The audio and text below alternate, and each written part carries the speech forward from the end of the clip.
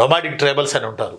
ఇప్పటికి కూడా మనం చూస్తుంటాం కాశ్మీర్ వైపు, రాజస్థాన్ వైపు ఇలా కొన్ని ప్రాంతాల్లో సంచార జీవులు ఉంటారు. ఇప్పటికి కూడా మన తెలంగాణలో కానీ ఆంధ్రాలో కానీ అక్కడక్కడ రోడ్ల వెంబట ఒక లారీ ఉంటుంది, లారీ లేదు ఒక మినీ వ్యాన్ లాంటిది ఉంటుంది. ఆ మినీ వ్యాన్ని అడ్డం పెట్టుకొని ఆ మినీ వ్యాన్ నుంచి డేరాలు వేసుకుని రోడ్ల పక్కన బతుకుతూ ఉంటారు. మూలికలు అమ్ముకుంటా 10 రోజులు ఉంటారు రోడ్ల పక్కన, ఆ 10 రోజులు ఉంటారు, అట్లా వెళ్ళిపోతూ ఉంటారు.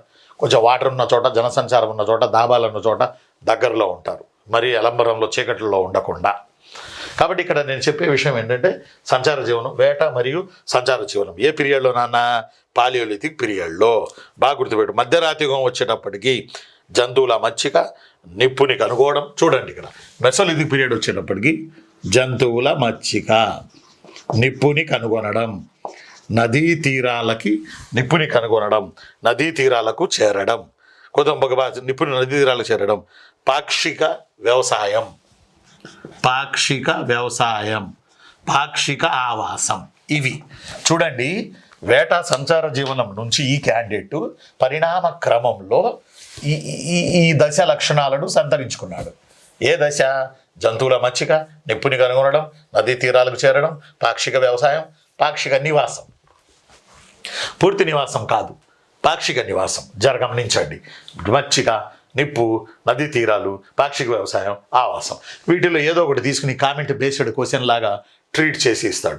నదీ లోయల వద్దకు మానవుడు చేరిన కాలాన్ని ఏ కాలం అంటారు? Neolithic period, mesolithic period, palaeolithic period, chalcolithic period అని అంటాడు. అప్పుడు మీరు ఖచ్చితంగా మెసోలిథిక్ పీరియడ్ పెట్టాలి.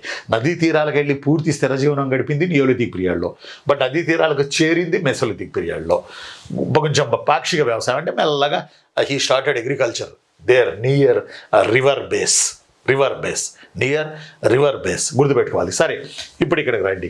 ఇతను వేటాడాడు పాలియోలిథిక్ పీరియడ్లో, బట్ మెసోలిథిక్ పీరియడ్ వచ్చేటప్పటికి జంతువులను మచ్చిక చేశాడు. ఇతను మచ్చిక చేశాడు అనే కన్నా ఇతను మాంసాహారి కాబట్టి పాలియోలిథిక్ పీరియడ్ ఎర్లీ మెన్ని ఇతను మాంసాహారి కాబట్టి పాలియోలిథిక్ పీరియడ్ ఎర్లీ మెన్ని స్ఫటికశిల, కఠినశిల ద్వారా చేతిగొడ్డలి, బాణాలు, ఈటెలు, వడిసెరాళ్ళు ఇలా ఇవన్నీ చెప్తాను వాటి గురించి ముందు. అవి ఏంటి, దేనికి యూజ్ చేశాడు, ఏది దేనికి యూజ్ చేశాడని.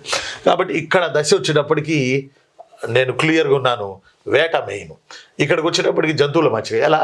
వేటాడి తాను తిన్న మాంసాన్ని